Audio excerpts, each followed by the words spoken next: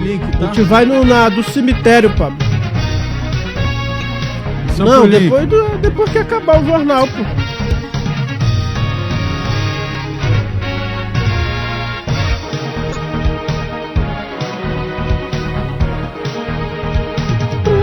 Cadê o link?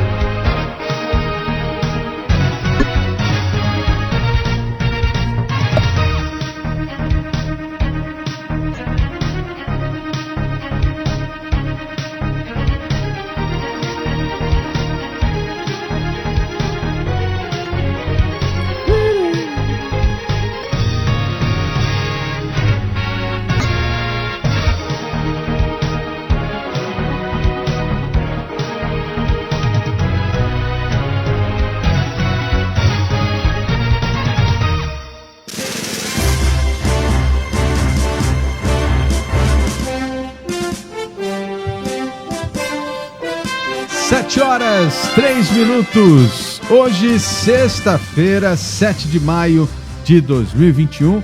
Faltam 2 dias para o Dia das Mães. Bom dia. Bom dia a todos, bom dia, Álvaro. Defesa Civil do Amazonas alerta que mais de 50 municípios podem ser afetados com a cheia deste ano. E ainda, prefeito Davi Almeida decreta situação de emergência por conta da cheia do Rio Negro. E mais, obras no viaduto do Manoa são retomadas hoje com prazo de 30 dias para a conclusão. Você vai ver também, a partir de hoje, o trânsito em Manaus tem alterações em torno dos cemitérios para a visitação aí por conta do Dia das Mães.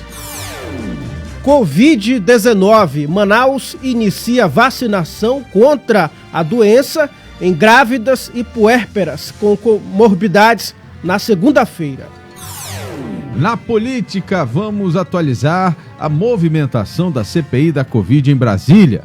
E na coluna O Poder também vamos discutir sobre deputado tentar censurar matéria jornalística sobre seus gastos na Alian com aeronaves.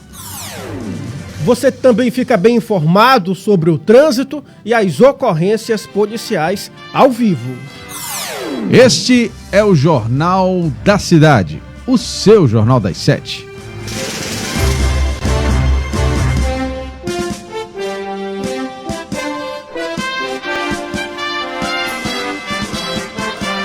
As notícias da cidade de Manaus. Polícia, emprego, comunidade, as últimas informações do Brasil e do mundo. Começa agora. Jornal da Cidade. 7 horas, 5 minutos em Manaus. Agora vamos conferir as manchetes dos principais jornais do país. Vamos agora para a manchete do Estadão. Que traz aqui na sua manchete principal: operação policial mais letal na história do Rio de Janeiro deixa 25 mortos. O objetivo da ação, segundo a Polícia Civil, era prender envolvidos em aliciamento de menores para o tráfico e roubo. STF proíbe a extensão de prazo de patentes. O STF decidiu ontem derrubar norma que permitia a prorrogação do prazo de patentes concedidas pelo Instituto Nacional de Propriedade Industrial. O entendimento deve levar, na prática, à redução desse período, afetando a indústria como um todo. Queiroga admite que vacinas foram infladas. O ministro Marcelo Queiroga confirmou em depoimento à CPI da Covid que o governo inflou o volume de doses de vacinas já contratadas, como mostrou anteontem o site Estadão. Mulher de líder governista ganha cargo em Itaipu. Ex-governadora do Paraná, Cida Borghetti, mulher do líder do governo na Câmara, Ricardo Barros, do Progressistas do Paraná, foi nomeada por Jair Bolsonaro para integrar o Conselho da Itaipu Binacional. Essas foram as manchetes do jornal Estadão desta sexta-feira, dia 7. Agora vamos conferir os destaques aqui do jornal Folha de São Paulo, que traz como manchete principal: polícia mata 24 em ação mais letal da história do RJ, Rio de Janeiro. Moradores relataram tiroteios e invasões de casas na favela do Jacarezinho. E também STF forma maioria contra a patente com prazo incerto. O Supremo formou maioria ontem para confirmar a decisão de Dias Toffoli de invalidar um trecho da Lei de Propriedade Industrial que, na visão dos magistrados, dava margem para que patentes tivessem prazo indeterminado. Falas sobre China atrasam vacina, afirma Butantan. O Instituto Butantan disse ontem que as críticas do presidente Jair Bolsonaro à China afetam a liberação de insumos pelas autoridades daquele país. O chanceler Carlos Alberto França negou que haja problemas políticos. Álvaro. Vamos agora ao estado de Minas, que traz aqui na sua manchete principal menor restrição em BH. Queda de índice da Covid-19 permite relaxamento, mas setor de bebidas e alimentação cobra mais. Segunda dose só na próxima semana. Prefeito da capital culpa Ministério da Saúde por ter de suspender a aplicação do reforço da Coronavac.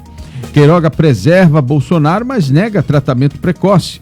Em depoimento pontuado por momentos tensos em que foi diversas vezes pressionado, o quarto ministro da Saúde da gestão Bolsonaro, Queiroga, avaliou que o polêmico tratamento precoce contra o coronavírus não é determinante para enfrentar a pandemia.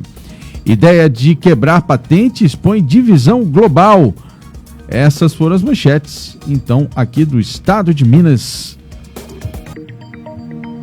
Agora 7h09 em Manaus, vamos conferir agora os destaques do jornal O Globo, que traz na grande manchete: guerra no Jacarezinho, ação policial mais letal do Rio deixa 25 mortos em favela. Apesar de restrições do STF, polícia invade comunidade para coibir tráfico. E também Queiroga se esquiva sobre Bolsonaro e cloroquina. Ao depor na CPI da Covid, o ministro da Saúde, Marcelo Queiroga, evitou responder sobre a atuação do presidente na pandemia. Ele, que é médico, recusou-se a opinar sobre o uso de cloroquina em tratamento precoce, mas, ao contrário de seus antecessores no cargo, negou que Bolsonaro tenha pressionado. E também Brasil pode rever posição sobre patente de vacina.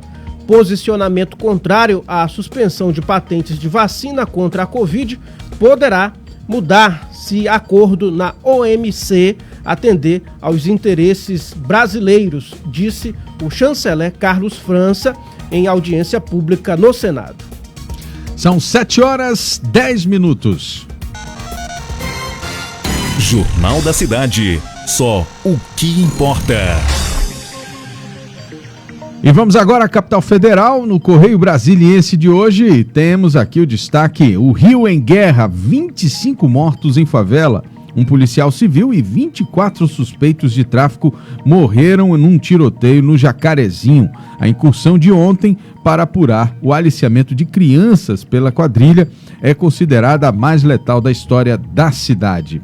GDF, Distrito Federal, anuncia 1,2 bilhão para aquecer a economia. Pacote reduz multas e adia impostos de empresas afetadas pela pandemia. Vacinas, cresce apoio à quebra de patentes. Rússia, União Europeia, à exceção da Alemanha e países africanos, reagiram com entusiasmo ao desejo dos Estados Unidos de levantar a proteção à propriedade intelectual dos imunizantes contra a Covid-19. Queiroga frustra a CPI, que já mira em Pazuello. Integrantes da Comissão Parlamentar de Inquérito se irritam com as evasivas do ministro da Saúde, que se esquivou de expressar opinião sobre tratar infectados com cloroquina. Distrito Federal, mais 50.300 doses para comorbidades. Essas foram as manchetes do Correio Brasiliense desta sexta-feira. Agora, 7h12 em Manaus, vamos conferir os destaques do jornal 0 Hora, que traz aqui como manchete principal: Indústria puxa alta de empregos no RS e acumula metade das vagas com carteira. De janeiro a março, as fábricas foram responsáveis por 38.708 dos 74.448 postos criados no estado, segundo o Cadastro Geral de Empregados e Desempregados CAGED. E também aqui entre os destaques do jornal 0 Hora do Rio Grande do Sul, Covid-19. Estado reduziu o ritmo de aplicação da primeira dose de vacina em abril.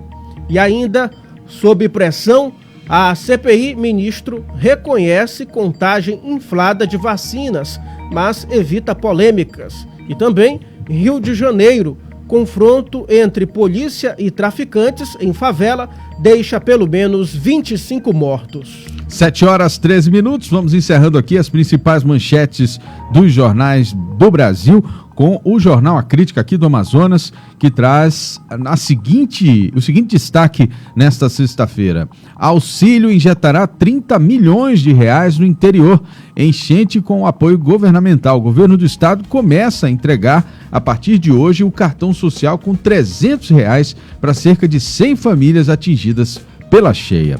Temos aqui ainda cloroquina. Queiroga evita falar do remédio. E cemitério centenário revitalizado. E tem aqui, Rio de Janeiro, tem banho de sangue em operação e Manaus vai vacinar 33 mil gestantes. 7h13. O tempo hoje. A previsão para hoje, de acordo com o Instituto Climatempo, é de sol com algumas nuvens. Chove rápido durante o dia e a noite. Mínima de 23 graus e máxima de 29 graus. Trânsito. Muito bem, são 7h14. Quero aqui dar o bom dia para Ana Feitosa, para Sol Guerra e para o Michel Aquino Batista, que estão nos acompanhando aqui pela transmissão nas nossas redes sociais. E eu quero mostrar para você esse símbolo que está aqui do meu lado, é a ZLZN, é a nossa rádio web. Você pode baixar o aplicativo na Google Play para poder ouvir nos direto do seu celular, sem precisar ter conta em rede social nem nada. Você acompanha o Jornal da Cidade e toda a programação jornalística ao longo de todo o dia, aqui produzido pela Rede Norte Digital. Baixa aí o aplicativo da ZLZN, a nossa rádio na web. Edila Chaves trazendo agora sim as informações da manhã, desse início de manhã, para você que está se preparando para sair de casa hoje, você que está nesse momento se programando para fazer alguma atividade. Edila, alguma ocorrência assim que esteja atrapalhando ou o trânsito está tranquilo nessa sexta-feira, por enquanto, né? Bom dia, Álvaro, bom dia, Tiago, bom dia a todos que acompanham a nossa transmissão. Adoro esse bom dia de fundo aí do Tiago, né? Bom, Álvaro, no momento a nossa equipe recebeu informações de que na bola ali em frente à Feira da Compensa, que interliga a Compensa ao bairro de São Jorge, estaria sendo uma lentidão no trânsito, né? Mas segundo informações, um carro com pane mecânica teria ocasionado este problema. Fora isso, de comum, né, no Coroado, no bairro do Coroado, temos também aquela questão da lentidão no trânsito, agentes de trânsito no local e na Avenida Constantino Neri, também de Djalma Batista, o fluxo normal. Agora, Álvaro, para o Dia das Mães, nós temos aqui um alerta a todos, viu? Vamos ter uma atenção maior sobre o trânsito. Presta atenção aí, viu, gente? Fica atento que no imediato você já fica sabendo do que acontece, motorista. Olha, os cemitérios serão abertos, né, para visitas, porém, tendo a capacidade limitada para 100 pessoas. E o que tem a ver com o trânsito? Vamos lá. Na rua Maceió, na zona Centro-Sul, ela será interditada à meia-noite de sábado, no trecho entre a rua Domingos Lima e a Avenida Álvaro Maia. Esse fluxo será desviado à direita para a rua Domingos Lima, posteriormente para a rua Santos Dumont. No sentido centro-bairro, a Maceió será interditada somente no horário da missa. Atenção, não vão confundir, viu? No sentido centro-bairro, somente no horário da missa, que ocorre às 18 horas, que fica entre o trecho Avenida Álvaro Maia e a Domingos Lira. Temos também desvio será à esquerda para a rua Major Gabriel, permanecendo à direita livre. Maiores detalhes sobre isso, obviamente, você vai poder estar acompanhando no site imediato. Quem vai para o cemitério Santa Helena, o fluxo de veículos naquele corredor próximo ao cemitério Santa Helena, no bairro São Raimundo, eles terão as seguintes alterações. A rua São Sebastião será interditada a partir de meia-noite de domingo no trecho entre as ruas São Vicente e Jerônimo Ribeiro, atrás do cemitério. Atenção, quem vai é para o Santa Helena. Já para Nossa Senhora Aparecida, Tarumã, não será interditada, mas aquele retorno bem frente ao cemitério, gente, ele será vedado, viu? Ou seja, para você que tiver que passar ali na Estrada do Turismo, sentido cemitério, esquece o retorno em frente ao cemitério, viu? Ele será vedado. E outra coisa positiva, viu? A questão dos coletivos, principalmente para o cemitério Tarumã, nós temos a linha 120, 126, 450, 542, 641, 678.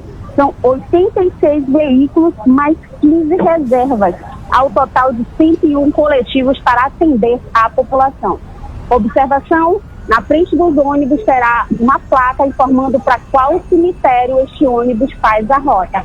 Essa é a notícia que nós temos para vocês, trazendo informações sobre o trânsito, antecipando o condutor justamente para o Dia das Mães. Obrigado, Edila Chaves. Daqui a pouco a Edila volta com informações aí sim dos casos de polícia dessa noite e madrugada de segunda-feira, ou aliás, de sexta-feira. E eu queria aqui continuar dando um bom dia aqui ao pessoal que está nos assistindo. Bom dia para Josefa Assunção, direto lá de Canelinha, em Santa Catarina. O Johnny Austin, a Elis Regina, o Marcos Paulo Araújo, a Isaac Lucena.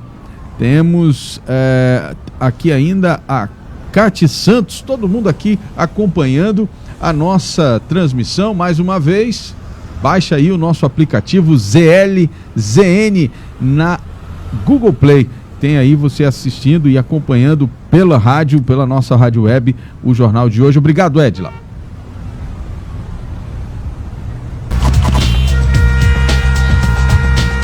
Trânsito. Agora sim, são 7h19, vamos falar da Covid-19. O Brasil passou a marca de 15 milhões de casos de Covid contabilizados e registrou 2.531 mortes pela doença nas últimas 24 horas, totalizando nesta quinta-feira 417.176 óbitos desde o início da pandemia. Com isso, a média móvel de mortes nos últimos 7 dias chegou a 2.251. Em comparação, a média de 14 dias atrás, a variação foi de menos 10%, indicando tendência de estabilidade dos óbitos decorrentes do vírus. Apenas 2 estados apresentam tendência de alta nas mortes. É o caso do Paraná e Ceará. Depois de quase 10 dias, finalmente Pernambuco saiu dessa lista. O Amazonas confirmou mais 16 mortes por Covid-19 nessa quinta-feira, sendo apenas 5 ocorridas nas últimas 24 horas. Com isso, o Amazonas chegou a 12.707 vidas perdidas por conta da doença. O estado também registrou 545 novos casos de Covid nas últimas 24 horas, totalizando 373.947 casos confirmados. Continuamos na fase laranja da pandemia, o que representa baixa transmissão do vírus. Por isso, é importante sempre usar máscara, álcool em gel e, claro, evitar aglomeração. Jornal da Cidade. O balanço da vacinação contra a Covid-19 dessa quinta-feira aponta que 34.220.432 pessoas já receberam a primeira dose da vacina contra a Covid-19. O número representa 16,16% da população brasileira. De ontem para hoje, a primeira dose foi aplicada em 816.099 pessoas. e a segunda dose em 295.607. São mais de 1 milhão de doses aplicadas neste intervalo. No Amazonas, mais de 930 mil doses da vacina foram aplicadas desde o início da campanha de vacinação. Em Manaus, a aplicação da primeira dose segue suspensa desde o dia 28 de abril. Apenas pessoas que vão tomar a segunda dose devem buscar os postos de vacinação. O Amazonas recebeu na tarde de ontem um novo lote com 57.900 doses da vacina contra a Covid-19. Essa é a 18ª remessa enviada ao estado pelo Ministério da Saúde. No total, já foram recebidas 1.683.320 doses da vacina. As vacinas serão liberadas para todos os municípios após a definição do grupo que será atendido. Manaus vai iniciar a vacinação contra a Covid de grávidas e mães com até 45 dias de pós-parto que possuam comorbidades na segunda-feira, dia 10 de maio. O atendimento a esse grupo será concentrado em um único ponto de vacinação. Atenção! O Centro Estadual de Convivência da Família Padre Pedro Vinola, localizado na rua Gandu, bairro Cidade Nova, na zona norte de Manaus. Além disso, a aplicação da primeira dose para grupos remanescentes será retomada amanhã, de acordo com a Prefeitura. Pessoas de 18 a 59 anos com doenças pré-existentes devem buscar um dos 7 postos de vacinação, conforme o calendário em ordem decrescente. Destacamos que apenas as gestantes e puérperas maiores de 18 anos e com comorbidades poderão se imunizar nesta fase. Para elas, a vacinação só ocorrerá se a usuária estiver cadastrada e agendada na plataforma Imuniza Manaus. Jornal da Cidade. O prefeito de Manaus, Davi Almeida, decretou a situação de emergência devido à cheia do Rio Negro. A medida foi publicada no Diário Oficial do município de quinta-feira de ontem e o decreto terá vigência de 90 dias, portanto 3 meses. Ontem, o nível do Rio Negro atingiu a cota de 29 metros e 30 centímetros. Isso significa que o nível do rio está apenas 67 centímetros abaixo da cheia histórica de 2012, quando houve o pico de 29 metros e 97 centímetros. Segundo o Serviço Geológico do Brasil, que faz essa medição, a previsão é de que neste ano o nível do rio chegue até 30 metros e 35 centímetros. Absurdo, hein? Isso vai dar muito prejuízo, ultrapassando a cheia histórica de 2012. Pois é, inclusive, Álvaro, já vi umas fotos lá do centro da cidade, impressionante, aquela área ali do relógio municipal já alagada. Tomada, né? E é questão de dias, né? Questão de dias a situação, né? Daqui a pouco a gente vai estar lá, você vai poder acompanhar ao vivo pelo imediato. A gente vai mostrar em detalhes como é que está o centro da cidade. Muita gente não vai no centro da cidade com costume. Então vai ser uma oportunidade de você ver como é que está a situação por lá. Vamos continuar falando sobre a cheia aqui no Amazonas. A nossa equipe conversou com o secretário executivo, Coronel Francisco Máximo, da Defesa Civil, sobre os atendimentos na cheia. Pois é, e durante a entrevista, o secretário informou que até 55 cidades do estado podem ser afetadas por essa cheia. Vamos ouvir. Previsão, isso não pode ser levado com uma certeza. Vai ser que vamos atingir, mas tudo demonstra que teremos sim a maior enchente, né, vivida ao longo desses anos, e que pode afetar entre 50 e 55 municípios. Até agora, quantos já foram afetados pela cheia? Nós temos 20 municípios em situação de emergência e mais 22 que já atingiram a cota de transbordamento, ou seja, estão em níveis críticos e que já estão em processo de decretação de situação de emergência. Ou seja, nós estamos falando aí de aproximadamente 42 municípios. Então, até agora são pelo menos 42 municípios que devam decretar durante essa semana ou próxima semana situação de emergência. Exatamente. Os processos estão em análise, né? As equipes estão em campo, já estão dialogando com as prefeituras municipais e é uma questão de fase. Os processos estão sendo analisados, mas eu acredito que até o final da semana que vem tenhamos aí em torno de 42 municípios em situação de emergência. Secretário, só mais uma perguntinha. Previsão. Pois é, são 7 horas e 27 minutos. Esse caso que caso você ainda não tenha visto, né, a situação nos interiores, hoje uma comitiva do governo deve ir a Anamã, mas anteontem, na verdade, nós estivemos no município do Careiro da Várzea e nós já mostramos essas imagens que você vai ver agora, ontem, mas para você que ainda não conseguiu entender o que está acontecendo no interior, depois a gente vai falar da capital, mas no interior, veja aí a situação na matéria aqui do Tiago Gonçalves, que esteve lá pessoalmente conferindo a situação do município. Uma imensidão de água invade a floresta. Na região do Rio Solimões está Careiro da Várzea, um dos municípios afetados pela cheia do Amazonas, que este ano pode superar a maior que já ocorreu, em 2012. Na zona rural, a residência da família de Francisca ficou assim. Uma segunda casa foi improvisada por eles ao lado, mas que também pode ser alagada. Casas são altas, 4 metros de altura, mas já alagou tudo as casas. Aí a gente está aqui, mas vai alagar também. A enchente também tira o sossego de Ana Maria. As coisas dela estão suspensas nas chamadas marombas, pisos elevados de madeira. Desse jeito fica difícil, minha irmã, difícil mesmo. Ficar aqui dentro de casa, assim, dentro d'água, né? Ainda na zona rural, a cheia do rio maltrata o gado. Esses bovinos devem passar meses no curral elevado. Muitos rebanhos foram levados para a terra firme. A grande preocupação é com a alimentação dos animais. Na agricultura, plantações inteiras foram tomadas pelas águas. Este agricultor relata sobre o impacto. Uma época dessa, a situação fica precária, né? Já levou as plantações todas já, o prejuízo já está feito.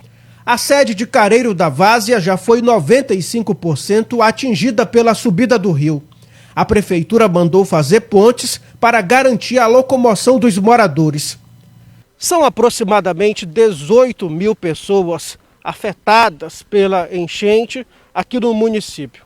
Além da zona rural, a zona urbana da cidade se concentra na várzea do Rio Solimões e, por conta disso, as famílias são fortemente afetadas neste período de enchente.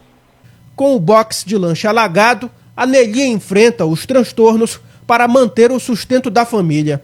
A gente já levantou a maromba aqui, mas vai ter que levantar mais um pouco, porque a água não parou de subir ainda. Mas a gente tem que estar aqui vendendo todos os dias. Como é que a gente vai ter o nosso sustento, né? Para os nossos filhos, para nossa família? A gente tem que trabalhar.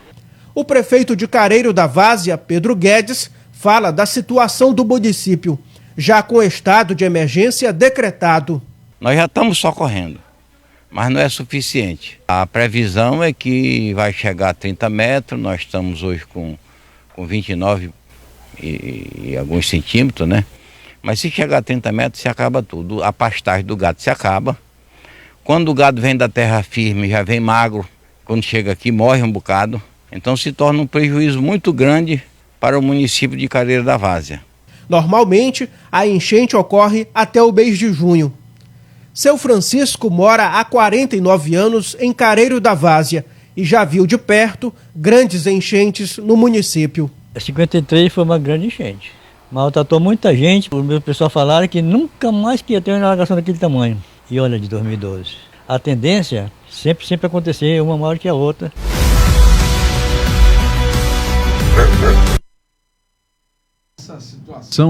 Essa situação é realmente preocupante. E a gente está aqui na linha com o prefeito da cidade de Manaus agora, o prefeito Davi Almeida, que ontem decretou, já faz um decreto visando criar uma condição para que a prefeitura possa dar um auxílio maior às pessoas que estão sendo afetadas já aqui na cidade de Manaus por conta dessa cheia. Bom dia, prefeito. Seja bem-vindo mais uma vez aqui ao Jornal da Cidade. Bom dia, Álvaro. Bom dia aos seus ouvintes. É verdade, nós estamos vivenciando aquilo que pode ser a maior enchente da história da nossa cidade, quem sabe também do estado do Amazonas. Eu vi a a matéria sobre o Careiro da Várzea, e a Prefeitura de Manaus montou um plano de contingência. Eu estive na terça-feira em Brasília com o ministro Rogério Marinho, do Ministério de Desenvolvimento Regional, onde estão inseridos a Defesa Civil, a Habitação, e no dia de hoje está chegando em Manaus o Coronel Alexandre Busto. Ele é o coordenador nacional da Defesa Civil. Ele vem conferir pessoalmente a situação da nossa cidade, e em função disso decretei o estado de emergência, que deverá ser reconhecido pelo governo do estado, mas de pronto o governo federal já acatou, e isso nos possibilita receber recursos fundo a fundo do governo federal para trabalhar políticas públicas que possam minimizar esses impactos e o sofrimento que causa na população. A Prefeitura já se antecipou, montou seu plano de contingência, nós já estamos fazendo as nossas pontes, são 3.000 metros de ponte, já iniciamos há aproximadamente 20 dias a construção dessas pontes, a água avança a cada dia e nós estamos lutando para poder dar uma condição melhor para a população que vai ser atingida e já está sendo atingida por essa grande enchente. A gente viu ali na previsão da CPRM que a previsão seria de 30 metros e 35 centímetros, né? Bem acima da cheia de 2012. Eu espero que isso não ocorra. Pois é isso que eu ia dizer, né? Porque isso seria um estado de calamidade tremendo ali, principalmente o centro da cidade, pelo que dá para entender, vai ficar completamente submerso ali, né? Aquela parte mais próxima do porto, né? As partes, por exemplo, onde são banhadas por rios e igarapés, eu vou aqui te pontuar Rosinho, São Jorge, parte da Betânia, Raiz, aquele igarapé do 40. Aí você vem para a zona rural, que também vai ser muito impactada. Nós montamos um plano de contingência para atender aproximadamente 4.700 famílias, né? Aparecida também tem muito impacto ali pelo bairro do Céu, no centro da cidade de Manaus. Isso tudo faz com que a Prefeitura possa trabalhar em forma conjunta, montamos um plano com várias secretarias, Secretaria de Saúde, Assistência Social, Defesa Civil, próprio trânsito, mercados e feiras, para que possamos dar o suporte necessário para a população nesse momento tão difícil. Tá certo. Então o senhor falou da vinda do secretário nacional de Defesa Civil. Então, ele chega hoje, prefeito? Chega hoje no final da manhã, já fez contato, acho que 11h30 ele deve chegar em Manaus. Às 14h30 eu estarei com ele, recebendo, e nós vamos andar em algumas áreas da nossa cidade para ele ver de perto a situação dos ribeirinhos, a situação difícil que a cidade de Manaus enfrenta. Tivemos aí a maior crise sanitária da história no mês de janeiro, e agora o mês de maio, o mês de junho está vizinho uma possibilidade da maior enchente da história da nossa cidade. Nós estamos trabalhando com grandes problemas que estamos enfrentando na cidade, porém a Prefeitura está presente dando respostas rápidas a esses problemas que aparecem. Tá certo. Conversamos aqui com o prefeito da cidade de Manaus, Davi Almeida. Muito obrigado, prefeito, pela sua participação, e a gente deseja sorte e discernimento nessas decisões tão importantes que serão tomadas aí nos próximos dias diante desse segundo problema que a cidade de Manaus vai ter que enfrentar aí em tão pouco tempo, né, entre um problema e outro, que foi essa segunda onda da Covid-19. Mas que Deus nos proteja, né, prefeito? Amém, que Deus nos proteja, nos guarde. Desejo êxito para ti, um bom dia de trabalho também a todos os seus ouvintes. Obrigado. Davi Almeida, então, falou aqui da presença, logo mais, do secretário nacional da Defesa Civil, que vem acompanhar aqui em detalhes a situação da cheia dos rios. A gente mostrou aí no Careiro da Várzea, tem agora hoje a Anamã, deve ser visitada aí por uma equipe multidisciplinar, e com certeza a gente terá aí muita necessidade de ajuda. Você que gosta de doar, você que gosta de doar seu tempo, gosta de doar, fazer caridade, comece a se organizar para ajudar essas famílias, porque muita gente, a gente está avisando, ainda tem um mês aí de crescimento do rio, muita gente vai ficar desabrigada, muita gente vai precisar de ajuda para enfrentar esse momento difícil aí. Que Deus, né, nos abençoe, que não chegue nesse limite que foi anunciado, mas o que já está acontecendo nesse momento, o que já é realidade, já preocupa muita gente. 7h36. Jornal da Cidade. Agora, As obras de adequação no complexo viário Professora Isabel Vitória, na Avenida Max Teixeira, mais conhecido como Viaduto do Banoa, será retomada hoje, com prazo de 30 dias úteis para a conclusão. Tomara, né? Dentro das medidas do projeto de engenharia apresentadas pelo consórcio para adequação do problema no viaduto, devem ser feitos ajustes na rampa oeste, que deverá estar com 9% de inclinação a partir do eixo da pista, a contar da junta de dilatação do trecho onde termina o aterro e inicia a pista suspensa, devolvendo a trafegabilidade ao local. O Parque Municipal do Mindu, em Manaus, será reaberto para a população a partir de hoje. O local estava fechado desde março do ano passado por conta da pandemia. Neste momento, apenas corrida e caminhada serão autorizados. O parque fica localizado no bairro Parque 10, zona Centro-Sul, e vai funcionar de terça-feira a domingo, das 6 às 17 horas, seguindo os protocolos de segurança contra a Covid-19. Antes da reabertura do Parque do Mindu, foram realizadas ações de revitalização da área verde do local. Além disso, a Secretaria mapeou as trilhas que poderão ser usadas nessa abertura parcial do parque. Entre as novas regras para enfrentar o Parque do Mindu está o uso obrigatório de máscaras e os frequentadores passarão por aferição de temperatura. Uma informação atualizada agora para vocês: o rio subiu mais 3 centímetros nas últimas 24 horas. Agora está medindo 29 metros e 33 centímetros. Polícia. Vamos voltar então agora direto com Edila Chaves, trazendo as informações da noite e madrugada dos casos de polícia aqui na cidade de Manaus. Edila. Bom dia, Álvaro. Bom dia, Tiago. Retornando agora para trazer notícias de polícia. Eita, Manaus, essa noite até que a gente pode falar que foi amena, viu? Tivemos o caso de um homicídio. Bruno Bentes da Silva, de 29 anos. O fato ocorreu por volta das 9 horas da noite de ontem. Agora, detalhe, segundo informações, Bruno estaria se preparando para jogar um futebol. Foi o futebol da morte, né? O caso aconteceu num campo de futebol no bairro da Compensa 2.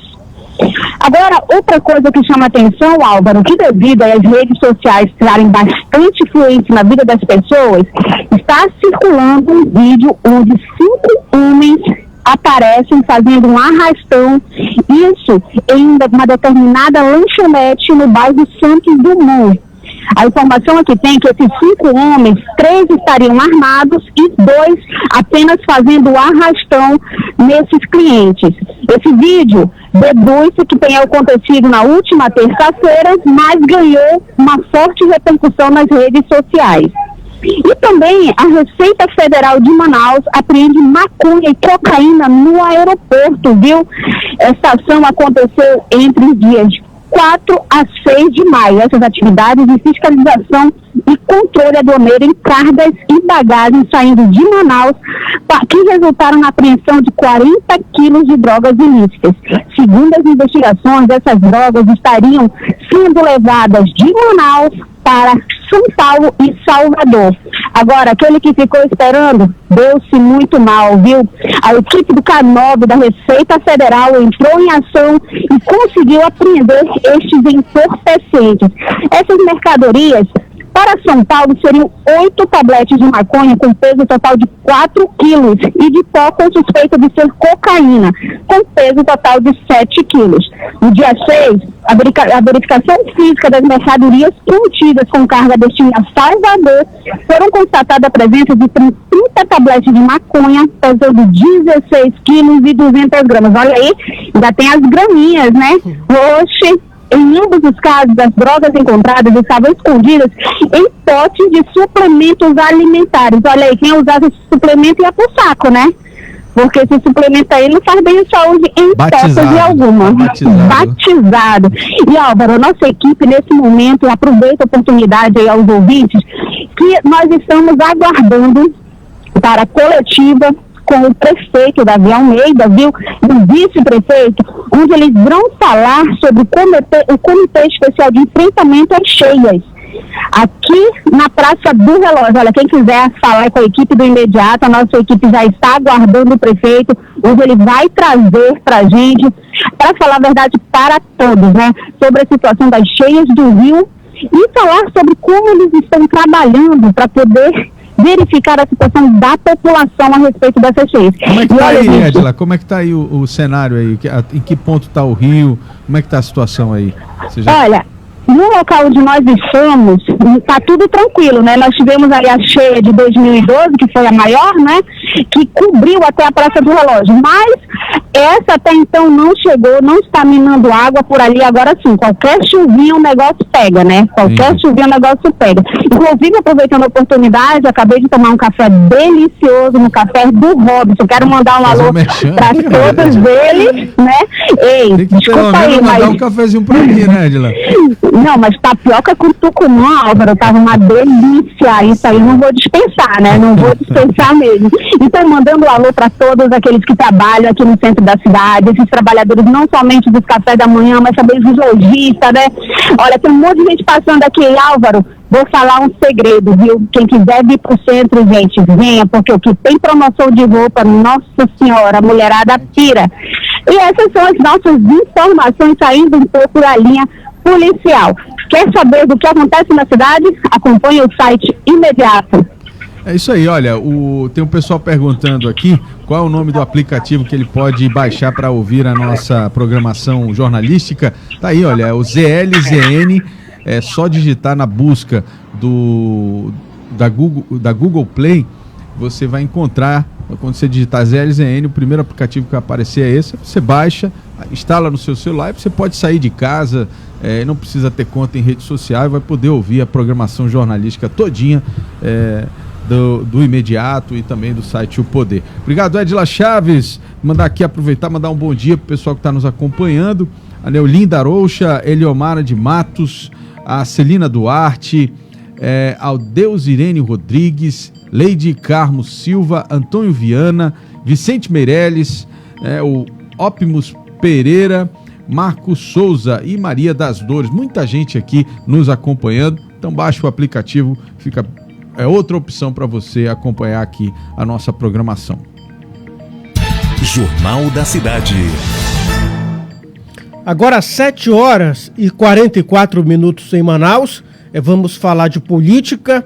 Por unanimidade, Álvaro, o plenário do Tribunal Regional Eleitoral do Amazonas, TRE-AM, absolveu ontem o deputado estadual Saulo Viana da acusação de fraude na eleição de 2018, imputada pelo suplente dele, o ex-secretário de Segurança Pública, Amadeu Soares, ou seja, rejeitou a ação de impugnação de mandato, né? Por falta de provas, os desembargadores eleitorais julgaram improcedente a ação de impugnação do mandato eletivo em que Amadeu pedia a cassação de Saulo. O julgamento não foi transmitido pela internet porque o processo está tramitando em segredo de justiça.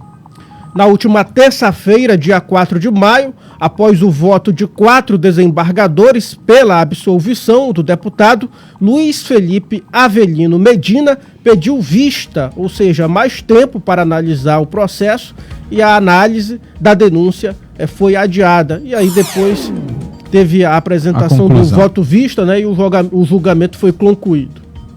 Muito bem, 7h45. O ministro da Saúde, Marcelo Queiroga, evitou nesta quinta-feira, durante o depoimento à Comissão Parlamentar de Inquérito da Covid, responder diversas perguntas dos senadores.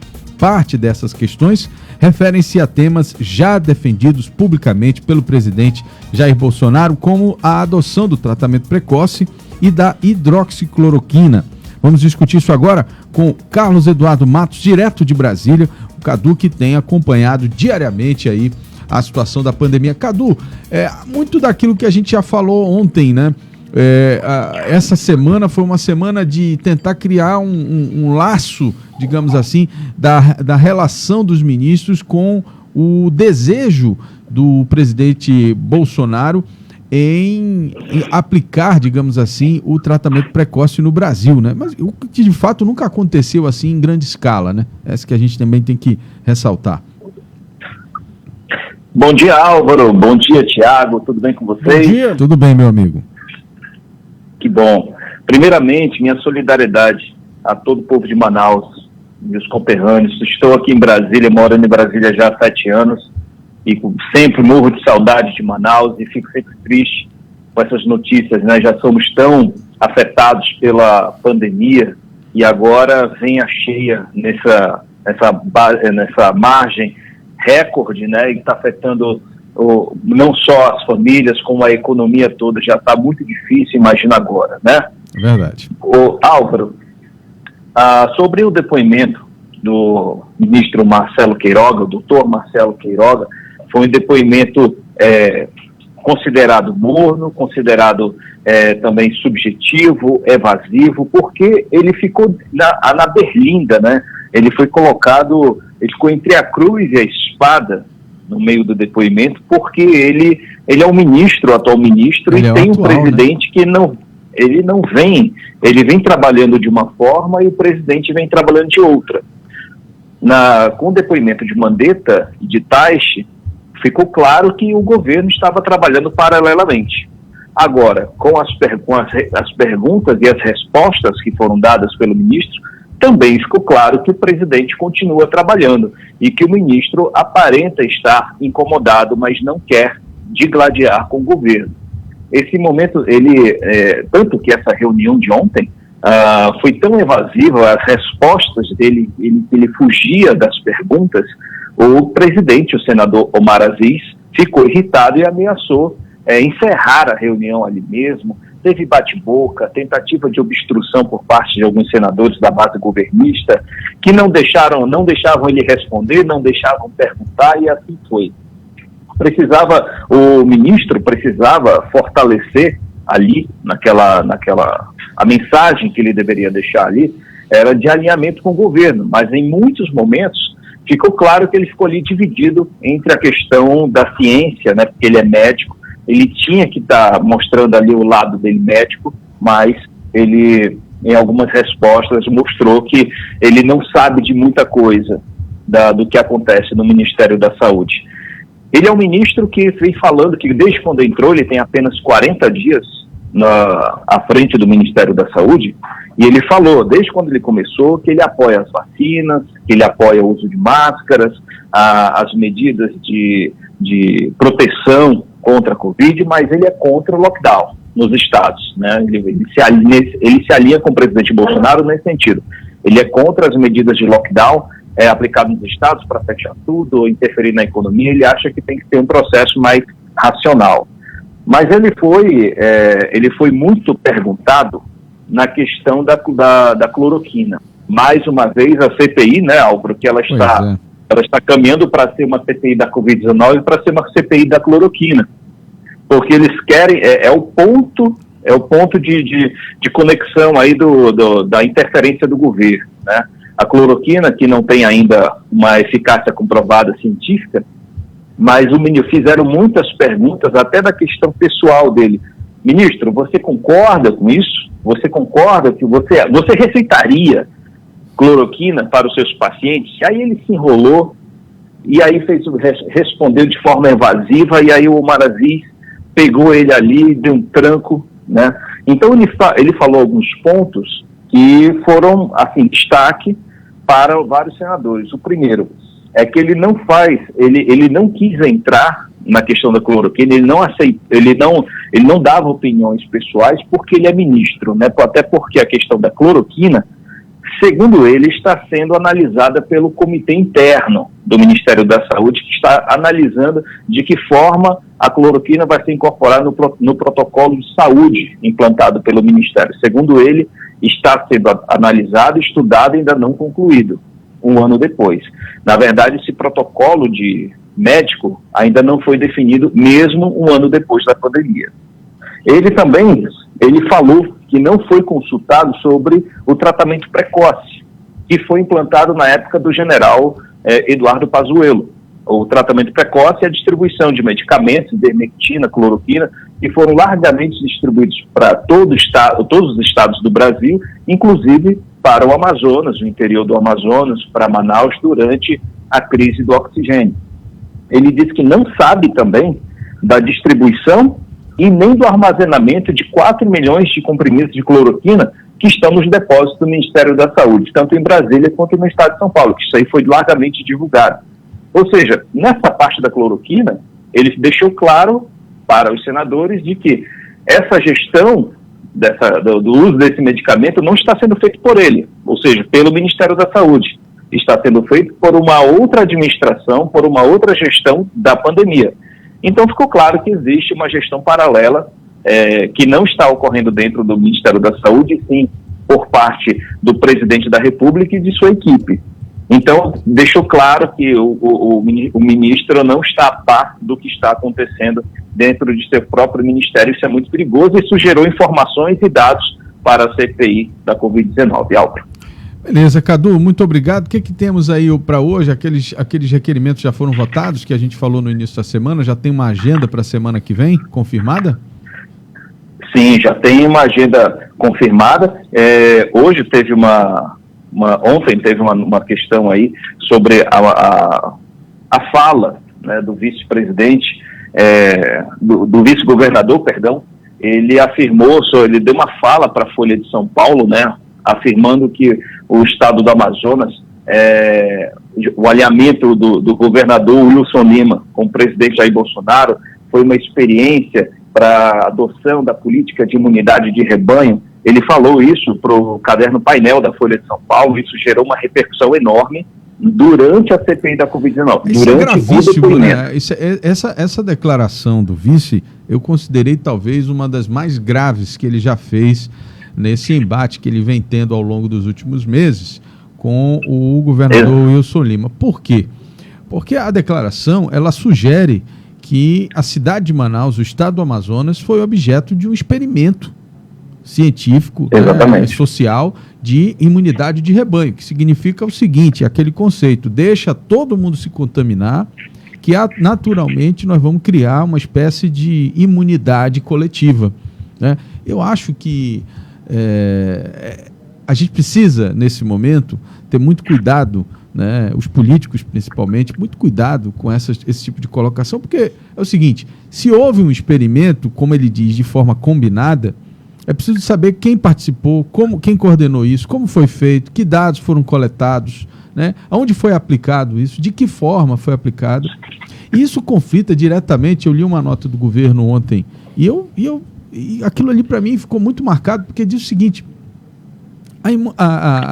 a imunidade de rebanho, Cadu, ela vem como resultado de uma política de não lockdown, né? Quer dizer, você só conquista a imunidade de rebanho quando você não faz restrição de circulação, quando você não faz restrição de nada. E o estado do Amazonas foi exatamente o inverso, né? Então, assim, nós tivemos, eu acho que o Thiago levantou, acho que foram 60 decretos, e muitos deles tratando de cerceamento de liberdade. Inclusive o governo foi criticado por isso, né? Tivemos manifestação no Amazonas, lá em dezembro, enfim. Então, assim, a declaração do vice me parece uma declaração muito mais magoada, politicamente falando, né? Aquela mágoa. Exatamente, até porque ele faz parte do governo, né? Ele deveria, se ele estivesse incomodado ou não concordando, ele deveria interferir. Exatamente. E não agora, né? Para a imprensa e não só agora durante a CPI. Para você ver como essa CPI ela está interferindo na sociedade, né? No poder. Né? E desde quando essa CPI foi implantada, várias pessoas ficaram falando informações. Uma delas é o presidente da República falando da questão da China, que ele deu uma declaração justamente para dar uma atrapalhada nesse sistema da China, e aí isso gerou uma repercussão dentro da CPI, e agora o vice-governador, o Carlos Almeida, ele fala sobre a questão do Amazonas, que isso chamou muita atenção dentro da CPI durante o depoimento. Ele tem a obrigação de apresentar provas do que ele está dizendo, né? Porque exatamente, por isso mesmo. Né, você acusar um estado como um todo, seja ele o Amazonas ou qualquer outro, de estar fazendo um experimento social e científico de imunidade de rebanho, e que por isso, por conta desse experimento, levou à morte de milhares de pessoas, né? Quer dizer, é um negócio gravíssimo, né? Eu considero exatamente. A declaração mais grave dele. Tanto que foi tão grave que 2 senadores apresentaram requerimento à CPI exigindo a convocação do vice-governador à CPI da Covid-19. Foram apresentados ontem pelos senadores Alessandro Vieira e pelo senador Humberto Costa.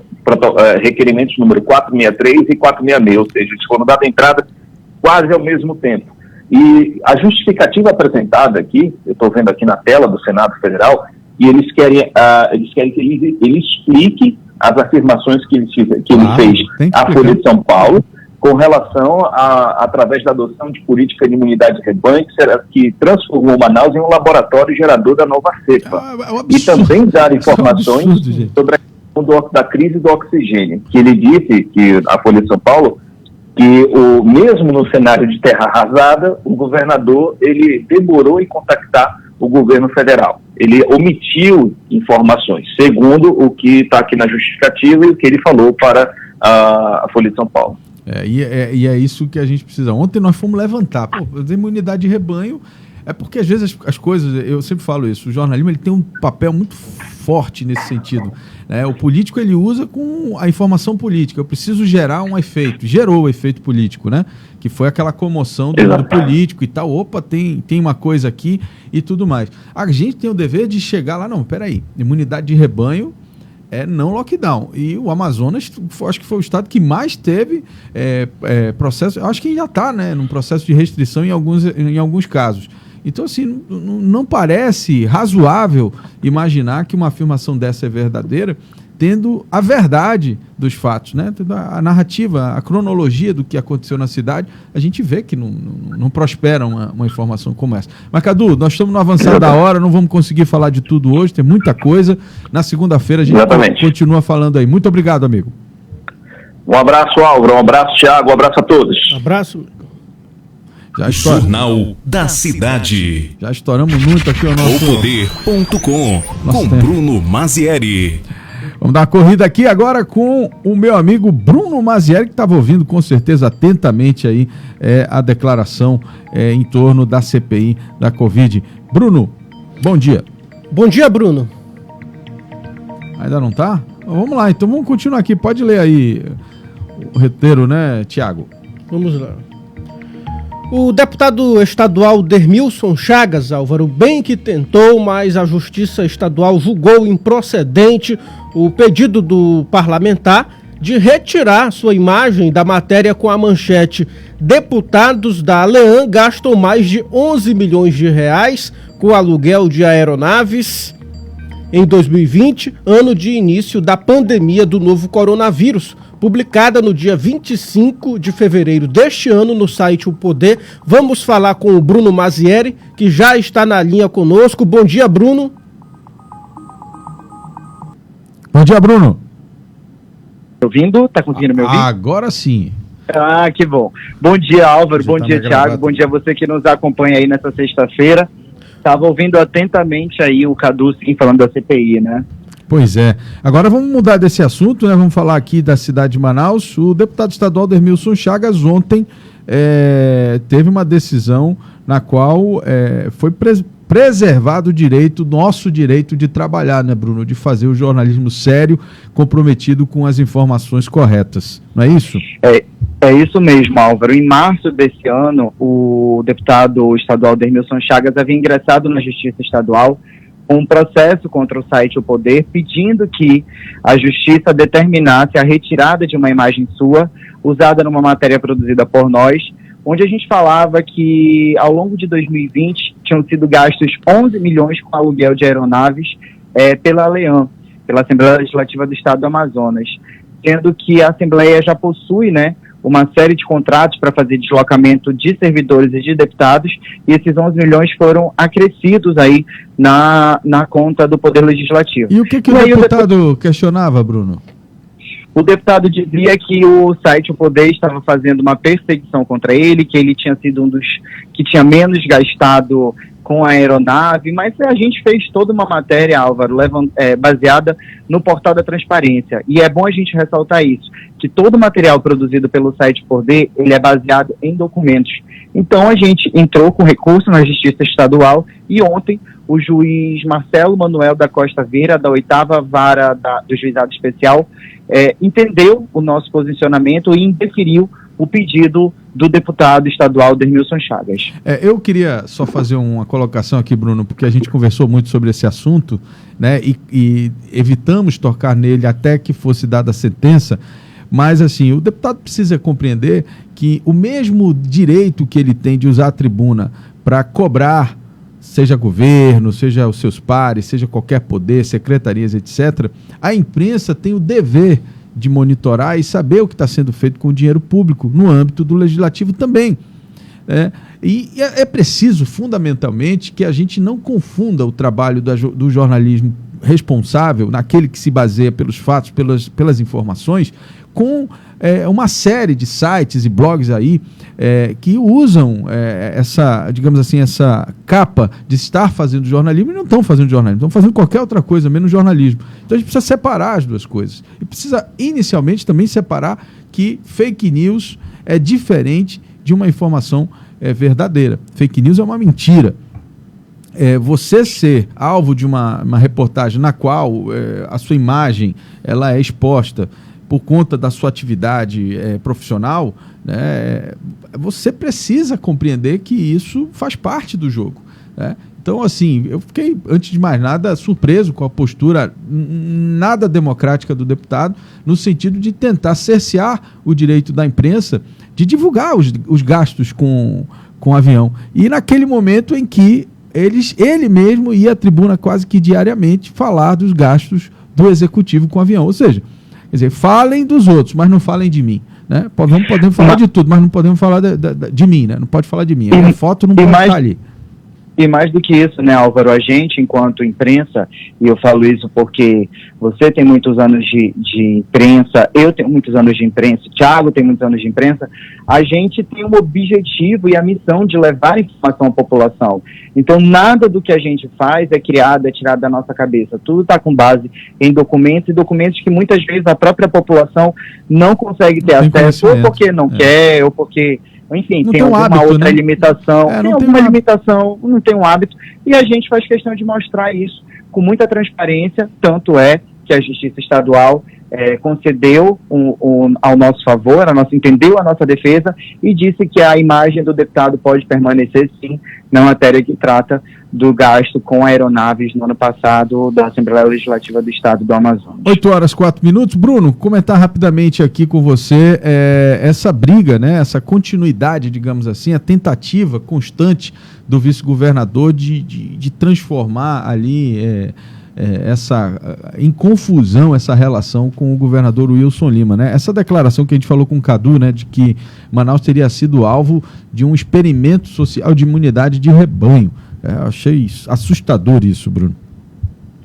É assustador e é muito grave, né, Álvaro? A partir do momento que a gente dá uma declaração como essa, que o governador fala muito claramente essa opinião dele e com tanta firmeza, ele precisa provar isso, ele precisa mostrar documentos, ele precisa mostrar conversas de que o Amazonas virou cobaia e que nós viramos um ratinho de laboratório, né? Porque é isso que está todo mundo dizendo. Então, ontem, quando o Wilson Lima se pronunciou, quando o governador se pronunciou, ele disse muito claramente que provavelmente o vice dele, Carlos Almeida, está sendo porta-voz de alguém.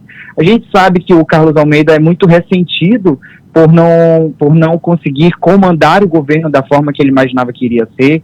Inclusive, ele judicializou inúmeras vezes tentando cargos dentro da vice-governadoria, e o próprio Tribunal de Justiça entendeu que todo o executivo está sob o comando do governador Wilson Lima, então quem decide tudo é ele. Então, assim, é preciso a gente entender a parte política disso. Exatamente. Até que ponto o Carlos Almeida quer politizar um momento tão dramático e uma situação tão delicada pelo qual não somente o Amazonas, mas todo o Brasil está passando. Tem que apresentar provas, senão vai ficar complicado. E provas.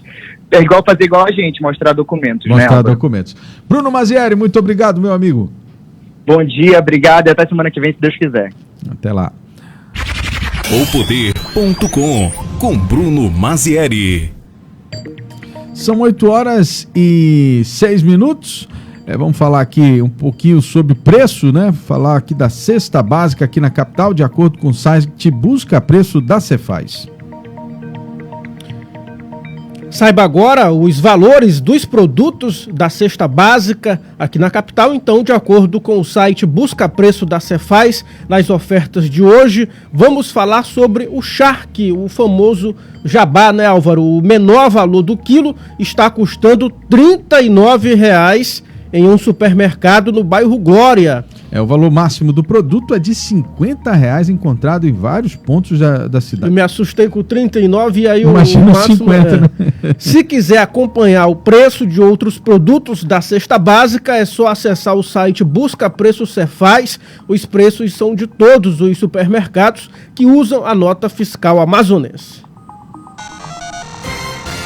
Jornal da Cidade. Só o que importa. Cine 7. Com Ivanildo Pereira. Apesar do avançado da hora, a gente não poderia deixar de colocar aqui as nossas dicas para você que acompanha, que gosta no final de semana de curtir séries, filmes dentro dos canais de streaming disponíveis aí no mercado. Ivanildo Pereira, como sempre, trazendo as suas dicas para esse final de semana. Bom dia, Ivanildo. Olá, Álvaro, tudo bem? Tudo bem, o que você traz de novo aí para o pessoal que está nos assistindo?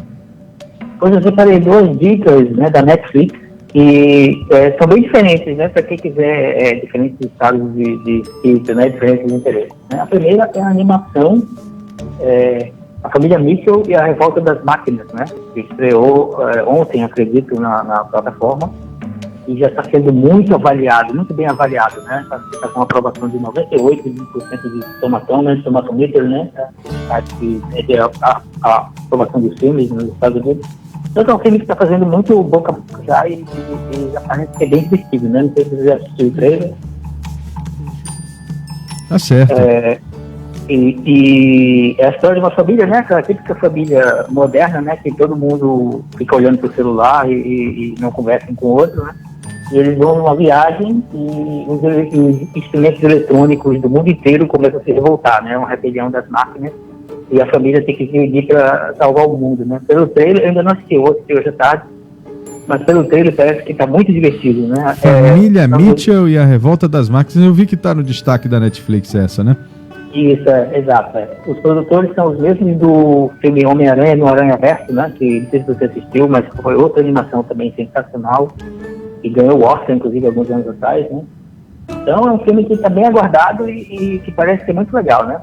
Minha outra dica mudando da água por vinho, né? Eu não sei se você acompanha documentários na Netflix. Alguns. É uma das melhores abas, né? E um dos filões que o Netflix vem estourando já há algum tempo são os documentários sobre assassinos em série, né? E é um assunto que eu, particularmente, me interessa muito, aquele viés psicológico, né? Aqueles grandes crimes que marcaram a época. Então já tivemos minissérie sobre o Ted Bundy, né, o assassino que matava mulheres. Tivemos no final do ano passado o Estripador, o assassino inglês, né. Night Stalker esse ano, que é um assassino que aterrorizou a Califórnia nos anos 80. E esse fim de semana, né, ontem, acredito, estreou na plataforma mais uma minissérie, né, sobre assassino, né, que é o Filhos de Sam, né, que enfoca o assassino, o filho de Sam, que aterrorizou Nova York lá nos anos 70. Foi um caso escabroso também. E o jornalista que ficou obcecado em descobrir quem era esse cara e pegar esse cara, né? Fala um pouco sobre a nossa obsessão também por esse tipo de história, né? Então é outra opção que promete muito, né? Esses documentários são viciantes. E quando você começa a assistir você quer ir até o fim, né? Para saber quem era o assassino, o que aconteceu com ele. Então é outra recomendação muito boa que eu faço esse fim de semana. Então, dicas do Cine 7, Família Mitchell e Revolta das Máquinas e Filhos de Sam, é isso? Isso, exato. Tá certo. Ivanildo Pereira, muito obrigado. Como é que o pessoal faz para acompanhar outras dicas da Cine 7? Você pode entrar no nosso site, né, cine7.com.br. Inclusive, semana que vem, né, quer dizer, semana que vem, no dia 17, né, na outra semana, eu vou iniciar um curso de roteiro online, né? Olha só, rapaz. Quem quiser se inscrever, pode entrar no site e ver como é que faz para se inscrever. Tá certo. Obrigado, Ivanildo. Uma boa semana para você, amigo. Até mais. Até. Jornal da Cidade. É isso aí, são 8h11. Mais uma vez, baixe o aplicativo da Rádio ZL-ZN no Google Play. Entre lá, é a plataforma de celulares Android. É só colocar na busca ZL-ZN, que o primeiro app que vai aparecer é o da nossa rádio. Essa imagem, cadê a imagem? Bota aí a imagem para o pessoal ver de novo. Acho que é aqui, né? Peraí, vocês estão botando no meu... de ti. Tá em cima de... Agora, aqui. Essa é a logomarca que vai aparecer quando você digitar na busca ZL-ZN. Só baixar e instalar no seu celular. Você acabou de conferir o Jornal da Cidade, o seu noticiário das 7 da manhã, de segunda a sexta, aqui pelo site Imediato. Esta edição teve a apresentação de Álvaro Corado e Tiago Gonçalves. Operação de áudio de John Andrew, produção e edição de Jonathan Souza, apoio técnico de Marcos Silva e Pablo Medeiros. Todo esse conteúdo é produzido pela equipe da Rede Norte Digital. Muito obrigado pela sua audiência. Mais uma semana se encerrando. A gente mais uma vez reforça aqui o nosso desejo para que essa cheia não seja tão severa e que as famílias que hoje já estão sofrendo com essa situação, elas possam ter um pouco de auxílio, de alento e que isso passe logo, para que a gente possa viver e voltar à nossa vida normal. A gente se encontra, então, na segunda-feira, no mesmo horário, às 7 horas da manhã. Eu espero você. Até lá.